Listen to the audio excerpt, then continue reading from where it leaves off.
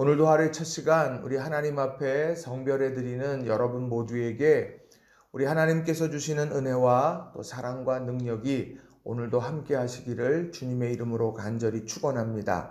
오늘은 예레미야서 14장의 말씀을 중심으로 인생의 가뭄을 만날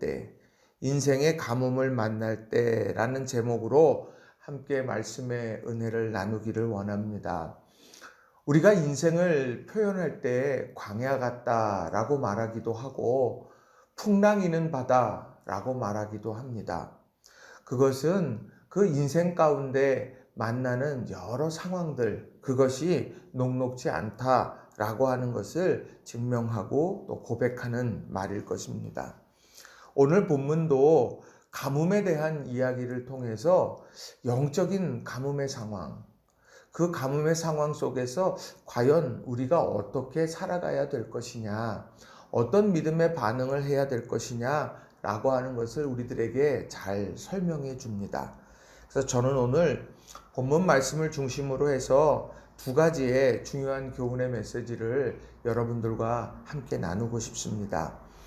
자, 첫 번째로는요, 우리를 살리는 것은 하나님의 은총이라는 겁니다. 우리를 살리는 것은 하나님의 은총이라는 거예요. 인생의 가뭄을 만났을 때 기억해야 될 말이 바로 이것입니다. 제가 성도 여러분들과 함께 젖과 꿀이 흐르는 땅에 대한 말씀을 드릴 때마다 인용하는 성경 구절이 있습니다. 신명기 11장 12절의 말씀인데요. 내 하나님 여호와께서 돌보아 주시는 땅이라 연초부터 연말까지 내 하나님 여호와의 눈이 항상 그 위에 있느니라. 그러니까 젖과 꿀이 흐르는 땅은 연초부터 연말까지, 그러니까 항상이죠. 항상 여호와의 눈이 그 위에 머물고, 그래서 여호와께서 그 땅을 돌보아 주시는 곳, 그곳이 바로 젖과 꿀이 흐르는 땅입니다.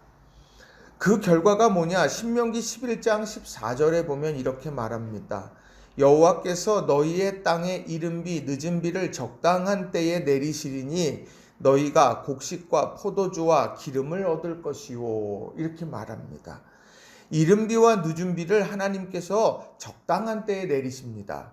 그것은 여호와의 눈이 항상 그 위에 있고 여호와께서 돌보아 주시기 때문에 그렇게 된다는 거예요. 그 결과가 곡식과 포도주와 기름을 얻게 될 것이다. 이렇게 말한다는 겁니다. 결국 이 얘기는 무엇입니까? 우리를 결실케 하는 건 하나님의 은총입니다. 오늘 우리를 살게 하는 것은 하나님의 은총입니다. 라고 하는 것을 고백하면서 살아가야 된다라고 하는 겁니다. 그런데 풍요해졌다 보면, 또 죄악에 빠지다 보면 이런 믿음의 원리들을 잊어버리게 됩니다. 내가 잘해서 그런 것들을 얻게 됐고, 내가 노력했기 때문에 그 모든 것을 얻게 됐다고 그렇게 착각하게 될 때가 많다라는 거예요. 오늘 하나님께서는 이 예레미야 시대에 이 하나님의 백성들을 향하여서 이제 가뭄이라고 하는 자연의 상황 속에서 그것을 설명해 가기 시작합니다. 먼저 예레미야에게 말씀하실 때 유다의 상황에 대한 이야기를 2절부터 6절까지 나오는 말씀에서 아주 자세하게 설명을 합니다. 제가 새번역 성경으로 이 부분을 좀 읽어드리겠습니다. 유다가 슬피 울고 성읍마다 백성이 기력을 잃고 땅바닥에 쓰러져 탄식하며 울부짖는 소리가 예루살렘에서 치솟는다. 귀족들이 물을 구하려고 종들을 보내지만 우물에 가도 물이 없어서 종들은 빈 그릇만 가지고 돌아온다. 종들이 애태우며 어찌할 바를 모른다. 온 땅에 비가 내리지 않아서 땅이 갈라지니 마음 상한 농부도 애태우며 어찌할 바를 모른다. 들녘에 암사슴도 연한 풀이 없어서 간 낳은 새끼까지 내버린다. 들나귀도 언덕 위에 서서 여우처럼 헐떡이고 뜯어먹을 풀이 없어서 그 눈이 흐려진다. 이것이 새번역 성경이 오늘 예레미야서 14장 2절부터 6절을 번역해 놓은 거예요. 아주 잘 편안하게 우리들에게 아주 자세하게 설명을 해주고 있죠. 성읍이 백성의 기력이 없어요. 그리고 부르짖고 있어요. 울부짖고 있어요. 그게 예루살렘의 모습이고 세상의 권세와 힘을 가진 귀족들조차도 종들을 보내서 물을 얻고 싶지만 물을 얻을 수가 없는 상황이에요. 빈그릇 인생이죠. 온 땅에 비가 내리지 않아서 오늘 씨앗을 심고 모종을 심고 그렇게 해서 추수의 때를 맞이해야 되는데 심지조차 못하고 두려우면서 그렇게 있는 거예요. 들녘에 암사슴이 연한풀이 없어서 그 위에다가 갓 낳은 새끼들을 좀 놓아야 되는데 놓을 수 없어 버려지고 있어요. 들나귀도 먹을 것 찾아가지고 그 언덕 위까지 올라가지만 먹을 것이 없어서 망연자실하고 있는 거예요. 이게 지금 이스라엘의 모습이고 하나님의 백성의 땅의 모습이 되더라는 겁니다. 이러한 상황을 하나님께서 왜 말씀하시겠습니까? 너희 이거 알아라. 너희가 지금 이런 가뭄의 상황이야 라고 하는 팩트를 전달하기 위해서일까요? 아닙니다. 그 어려움과 고난 속에서 너희가 기억해야 되고 돌이켜야 되는 것이 무엇인가를 저들 알기를 원하셨다는 거예요. 저는 이 말씀 속에서 하나님의 마음은 다른 데 있다고 생각하지 않습니다. 지금 이 어려운 영적인 가뭄, 실제적인 가뭄 속에서 영적인 가뭄의 상태를 보고 그 영적인 가뭄의 상태를 보았다면 이제는 돌이키라는 거예요. 내가 살아갈 수 있는 것은 하나님의 은총이다. 은혜 아니면 나 살 수 없다고 고백하기를 원하시는 거예요. 오늘 야고보서 1장 17절에도 이런 말씀이 있죠. 온갖 좋은 은사와 온전한 선물이 다 위로부터 빛들의 아버지께로부터 내려오나니 그는 변함도 없으시고 회전하는 그림자도 없으시니라. 온갖 좋은 은사와 온전한 선물이 위 아버지로부터 내려온다고 고백하는 거예요. 이게 중요한 거예요.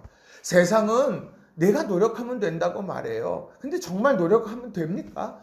노력으로 모든 게 다 이루어집니까? 그럼 세상에 실패하는 사람이 과연 누가 있겠어요? 그런데 그 노력이 아니라 은혜로 사는 거예요. 특별히 가뭄을 만날 때 우린 기억해야 되는 거예요. 내가 하나님의 은혜를 구해야 되는구나.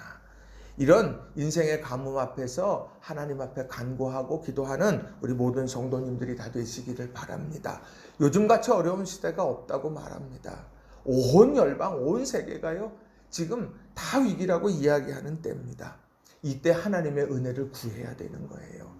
이때에 우리가 기도해야 되는 거예요.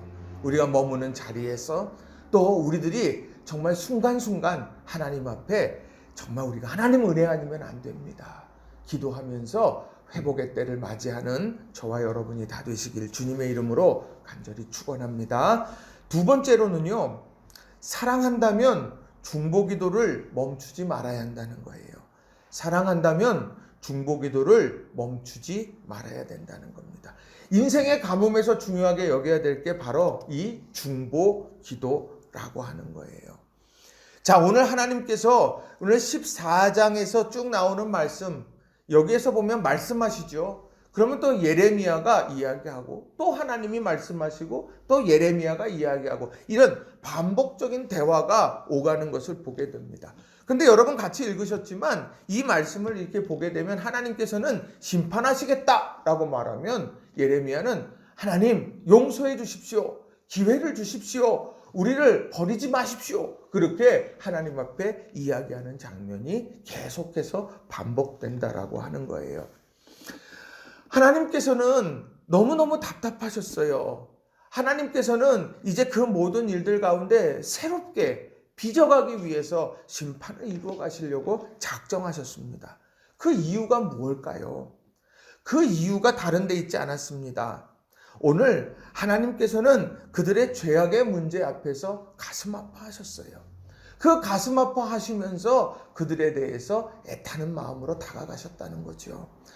애타는 마음으로 호소했고 애타는 마음으로 그들의 귀에 예언자들의 음성을 들려주었는데 그러나 그들은 늘 외면했습니다. 이제 남은 건 심판밖에 없게 되었어요.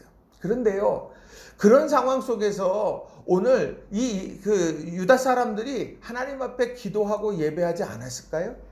아니에요. 기도하고 예배했다고 성경은 말합니다. 자, 12절 말씀을 한번 보세요. 그들이 금식을 하여도 나는 그들의 호소를 들어주지 않겠다. 또 그들이 번제물과 곡식제물을 바쳐도 나는 그것을 받지 않겠다. 나는 오히려 칼과 기근과 연병으로 그들을 전멸시켜버리겠다. 그들이 기도했어요. 금식하며 기도했어요. 근데 호소 듣지 않으시겠대요? 번제물과 곡식제물을 바치면서 예배를 드렸어요. 근데 나 그거 받지 않겠다고 말해요. 도리어 심판하겠다고 말씀을 하십니다. 저들이 기도했고 예배했는데 근데 왜 안 될까? 그것은요, 그들 안에 죄악의 문제들이 해결되지 않기 때문이라는 거예요. 다시 말하면 종교적인 행위가 삶의 변화로 이어지지 못했다라고 하는 겁니다. 교회 안에서는 거룩한 사람들인데 세상에 나아가면 세상 사람보다 더 악하게 살아갔다는 것을 이야기하고 있는 거예요. 10절 말씀을 보시면 하나님께서 이렇게 말씀하십니다. 얼마나 답답하면 말씀하세요. 10절, 여호와께서 이 백성에 대하여 이와 같이 말씀하시되 그들이 어그러진 길을 사랑하여 그들의 발을 멈추지 아니하므로 여호와께서 그들을 받지 아니하고 이제 그들의 죄를 기억하시고 그 죄를 벌하시리라 하시고, 벌하시는 이유가 분명합니다. 그들이 기도했고 예배했지만 그들의 삶을 보면 어그러진 길을 사랑했다고 말해요. 삐뚤어진 길, 잘못된 길, 그 길을 사랑하면서 그들의 발걸음을 멈추지 않더라는 거예요. 여호와께서 그래서 그들의 그 상황 속에서 그들이 범하고 있는 죄악의 문제, 이 문제를 해결하라고 그토록 이야기하고 계셨던 거예요. 그런데 그것을 외면했다라고 하는 거죠. 오늘 우리가 인생의 가뭄 앞에서요, 늘 기억해야 될 게 뭐냐면 나는 오늘 과연 종교적인 이런 모든 신앙의 행위들이 나의 거룩한 삶으로 연결되어지고 있는가를 돌아봐야 됩니다. 내가 하나님 사랑한다고 이야기하면서 형제를 정말 미울 듯이 죽일 듯이 미워한다면 하나님 그거 기뻐하지 않으시는 거예요.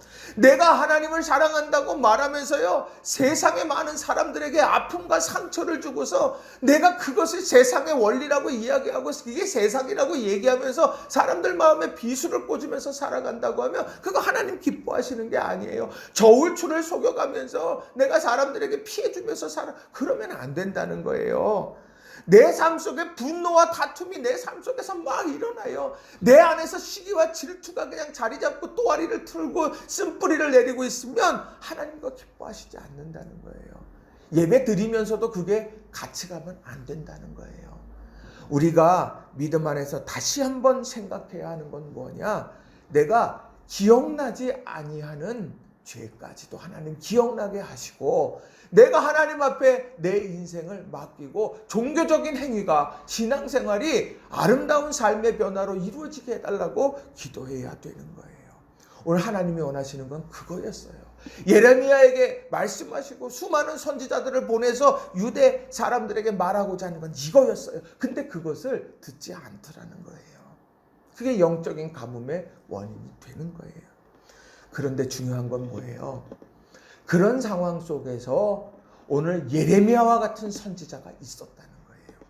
이 예레미야와 같은 선지자가 어떻게 합니까? 그는 하나님이 심판을 선포할 때마다 하나님 안 됩니다. 우리의 죄를 자복합니다. 하나님 우리 포기하지 마세요. 그렇게 말해요. 7절부터 9절이 예레미야의 중보기도입니다. 7절 보세요. 여호와여 우리의 죄악이 우리에게 대하여 증언할지라도 주는 주의 이름을 위하여 일하소서. 우리의 타락함이 많으니이다. 우리가 주께 범죄하였나이다. 8절 이스라엘의 소망이시여 고난당한 때의 구원자시여 어찌하여 이 땅에서 거류하는 자같이 하룻밤을 유숙하는 나그네같이 하시나이까. 어찌하여 놀란 자 같으시며 구원하지 못하는 용사 같으시니까. 여호와여 주는 그래도 우리 가운데 계시고 우리는 주의 이름으로 일컬음을 받는 자이오니 우리를 버리지 마옵소서. 자신의 죄로 인정해요. 자신의 아픔으로 인정해요. 그러면서 하나님 우리를 버리지 말라고 중보기도 한다는 거예요.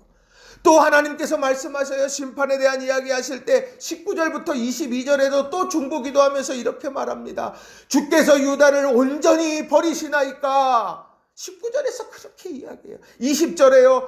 여호와여 우리의 악과 우리 조상의 죄악을 인정하나이다. 우리가 주께 범죄하였나이다. 그 죄악의 문제를 내 문제로 받아들이고 기도하는 거예요. 21절 주께서 우리와 세우신 언약을 기억하시고 패하지 마옵소서. 심판 앞에 서 있는 그들을 향하여서 그들의 죄악과 그들의 상황과 그들의 미래와 그들의 모든 것을 그 선지자는 온 마음으로 가슴에 안고 하나님 앞으로 하나님 버리지 마세요. 하나님 구원해 주세요. 라고 그렇게 기도하고 있다는 거예요. 이게 은혜입니다. 이게 축복입니다. 우리 교회 공동체 안에 믿음으로 하나 된다는 것이, 사랑으로 하나 된다는 것이 무엇입니까? 포기하지 않고 중보기도의 끈으로 묶여져 있는 거예요. 삶 속에서 자신들의 죄가를 알지 못하고 자신의 허물들을 알지 못하고 그렇게 끝간데 없이 가는 것 같아도 그 가운데서 그를 위해서 중보하는 사람이 있다면 그 사람은 복된 사람이고 그 사람은 반드시 돌아오게 된다라고 하는 거예요. 우리 교회 안에서 멈추지 말아야 될 게 이 중보기도예요. 우리 사랑하는 성도들이 아픔 속에서 일어나기를, 우리 성도들이 믿음의 성장이 이루어지도록, 우리 성도들이 어그러진 길이 아니라 하나님이 기뻐하시는 길이 가도록 중보기도하는 이런 은혜가 우리 안에 있을 때 그것이 복된 공동체가 되더라는 겁니다. 우리 성도님들 힘들고 어려워도 또 사랑한다면 중보기도를 멈추지 않는 우리 성도님들이 다 되시기를 바랍니다. 말씀 정리합니다. 인생의 가뭄을 만날 때 중요해요. 인생의 가뭄 속에서 영적인 가뭄을 보게 하셨고 거기에서 대안을 오늘 이야기하세요. 하나님의 은총이 영적인 가뭄을 해결할 거다. 그리고 그 영적인 가뭄을 해결하는 하나님의 은총을 위해서 너희들이 죄악의 문제를 해결하고 중보기도를 통해서 일어서라는 거예요. 이런 아름다운 삶의 회복을 경험하는 저와 여러분이 다 되시길 주님의 이름으로 축원합니다. 기도하겠습니다.